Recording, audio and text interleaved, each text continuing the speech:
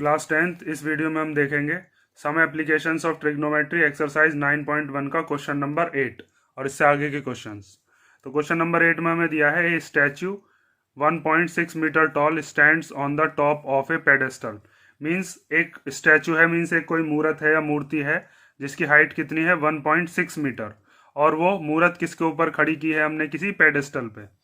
From A point on the ground, ground पर एक point है, वहां से the angle of elevation of the top of statute, statue के टॉप पर जो एंगल बन रहा है वो कितने डिग्री का है, 60 degree. And from the same point, और उसी पॉइंट से एंगल ऑफ एलिवेशन बन रहा है टॉप ऑफ द पेडेस्टल का, वो कितना है, वो है 45 डिग्री। हमें बताना है what is the height of pedestal, means pedestal की हाइट कितनी होगी। तो कोई मूर्ति वगैरह जब खड़ी की गई होगी तो उसके लिए पहले नीचे पेडेस्टल बनाया होगा। तो पेडेस्टल हम बना लेते हैं।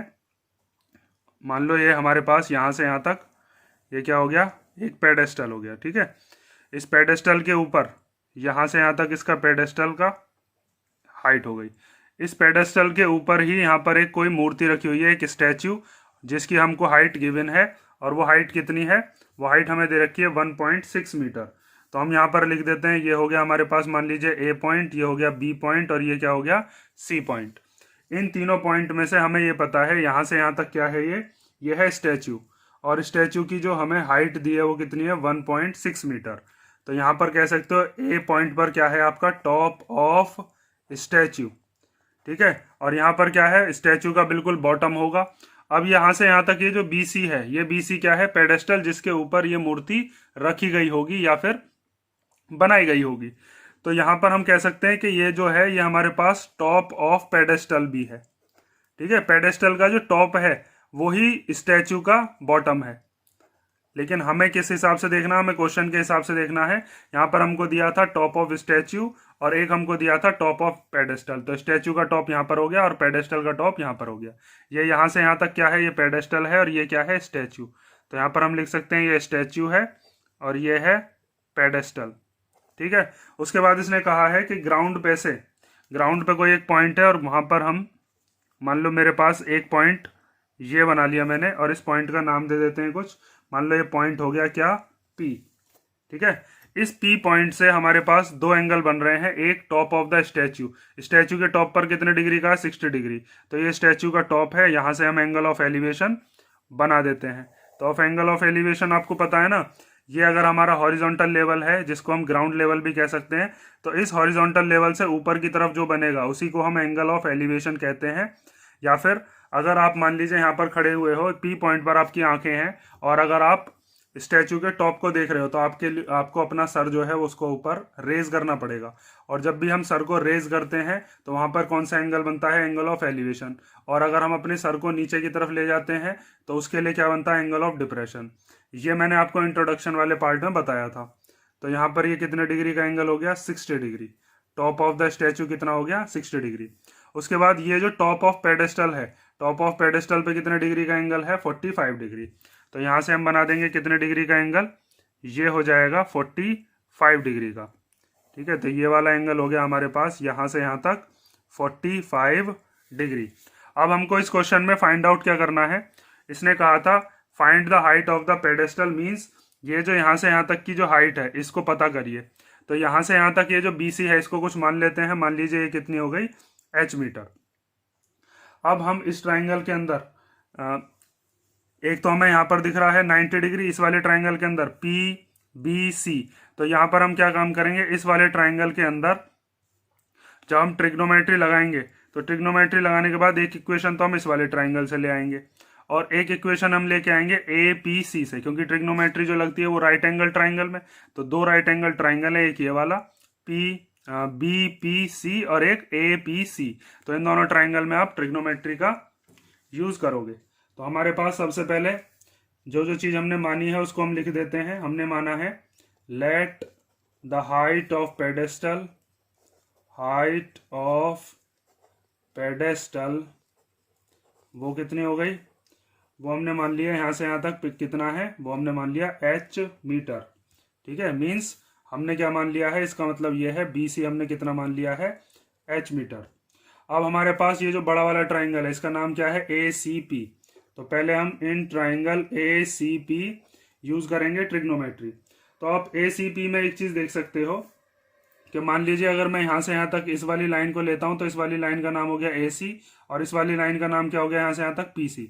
तो अगर ये जो 60 डिग्री का एंगल है ACP में ये बन रहा है ना 60 डिग्री, तो इस 60 डिग्री के जो सामने वाली साइड होगी वो क्या कहलाएगी, वो परपेंडिकुलर होगा और नीचे वाला क्या हो जाएगा, ये PC बेस। तो आप यहाँ पे क्या लगाओगे, tan, क्योंकि परपेंडिकुलर और बेस का रिलेशन किस में होता है, tan में। ये चीज आपने पढ़ी है ना, PBP अपॉन HHB, ये चीज मैंने आपको कई बार बताई है कि हम इसका यूज कर लेते हैं PBP अपॉन HHB। तो यहाँ पर हमारा क्या होता है tan और यहाँ पर क्या होता है cot। आप चाहो तो tan का यूज कर लो, चाहो तो cot का भी यूज कर सकते हो। तो यहाँ से हम tan 60 इक्वल टू क्या लिखेंगे, tan 60 होता है हमारे पास परपेंडिकुलर अपॉन बेस। तो ACP वाले ट्राइंगल में, इस वाली लाइन को भूल जाओ, ये जो APC वाला ट्राइंगल है इस एंगल के सामने वाली साइड कौन सी है, ये है AC। तो यहाँ पर हम लिख लेते हैं कौन सी साइड हो गई, AC। उसके बाद जो हमारा बेस है वो कितना है यहाँ से यहाँ तक, वो है PC। ठीक है। उसके बाद tan 60 की वैल्यू आपको पता होगी, tan 60 की वैल्यू होती है √3। √3 इक्वल टू आ गया हमारे पास AC अपॉन PC। अब आप एक चीज देख सकते हो यहाँ से यहाँ तक, ये जो AC है ये पूरी की पूरी लाइन में दो लाइन है बनी हुई है, एक AB है और एक BC है। AB कितने की है, 1.6 की, और BC कितनी है, H की। तो हम इस AC को ऐसे भी लिख सकते हैं कि √3 इक्वल टू AC के टुकड़े कर लो यहाँ से यहाँ तक, इसको क्या लिख लो, AB, और प्लस यहाँ से यहाँ तक क्या हो गया, ये हो गया BC अपॉन PC। ठीक है, क्योंकि हमको BC लेके आना है तो हमने इसको किस में चेंज कर दिया है, जिसमें हमारे पास क्या रहा हो, BC। तो अब AB की वैल्यू हम रख सकते हैं, AB की वैल्यू कितनी है, 1.6। तो AB की जगह हमने रख दिया 1.6 और BC की वैल्यू कितनी है यहाँ से यहाँ तक, वो है H अपॉन में PC। ठीक है, तो यहाँ से हमारे पास पहली इक्वेशन बन गई। इस ट्राइंगल को अब हम जब सॉल्व करेंगे जब हमारे पास दूसरे ट्राइंगल की भी इक्वेशन आ जाती है। ठीक है, क्योंकि इसमें हम सॉल्व करेंगे तो हमारे पास दो चीज़ है, यहाँ पर H भी है और PC है। तो दो चीज़ को कैसे सॉल्व करेंगे, जब तक हमारे पास दूसरी इक्वेशन ना हो। तो हमारे पास अब हम दूसरा ट्राइंगल लेते हैं, जिस ट्राइंगल का नाम क्या है, BCP।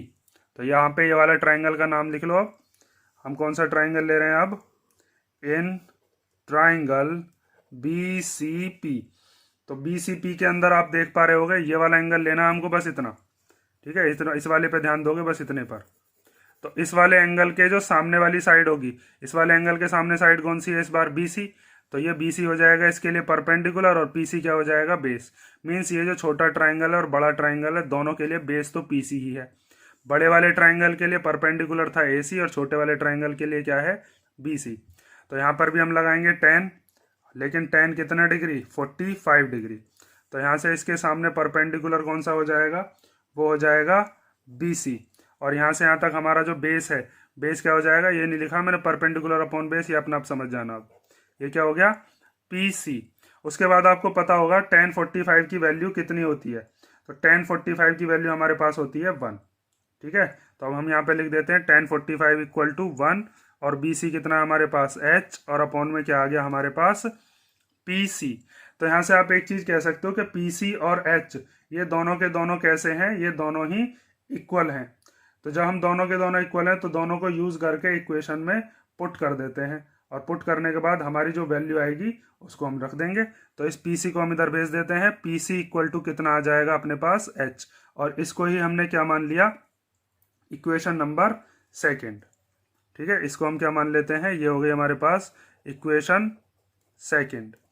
तो अब आप क्या काम करोगे, यहाँ पर ये जो दे रखा था हमारे पास, यहाँ पर ये जो दिया है ना, इसमें H और PC, यहाँ पर इन दोनों को हम चेंज करके यहाँ पर इस PC की जगह क्या लिख सकते हैं, PC की जगह हम लिख लेंगे H। ठीक है, तो अब देखो हम लिखते हैं इन इक्वेशन फर्स्ट इक्वेशन में हमें दिया था √3 equal to 1.6 plus H upon PC, और √3 इक्वल टू ये हो जाएगा 1.6 प्लस H अपॉन H।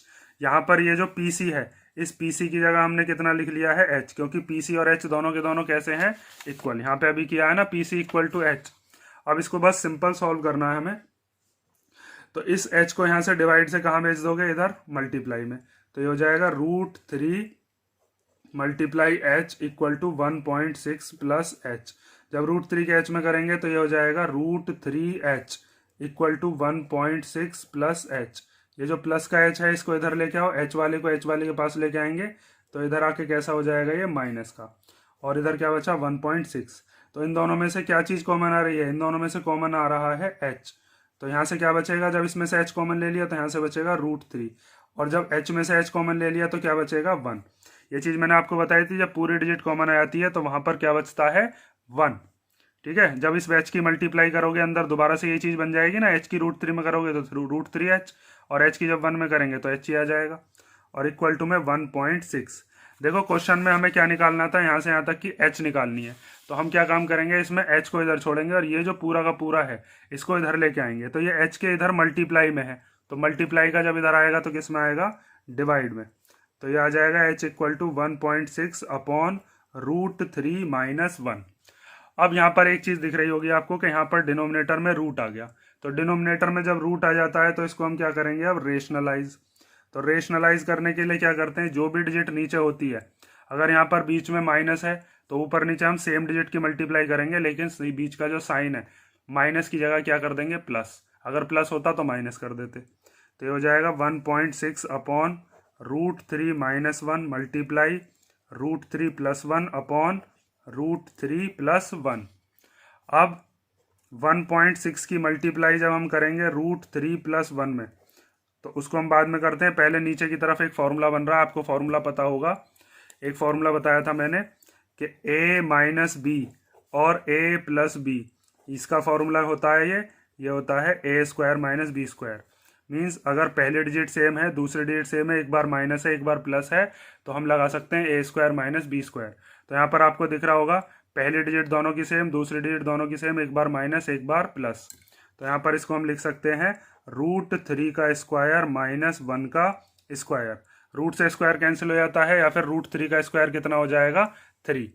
तो यहाँ से हमारे पास नीचे क्या आ जाएगा, यहाँ पर आ जाएगा देखो h इक्वल टू 1.6 और √3 प्लस 1 अपॉन, यहाँ पर √3 का स्क्वायर करेंगे तो आएगा 3, और 1 का स्क्वायर करेंगे तो कितना आएगा 1।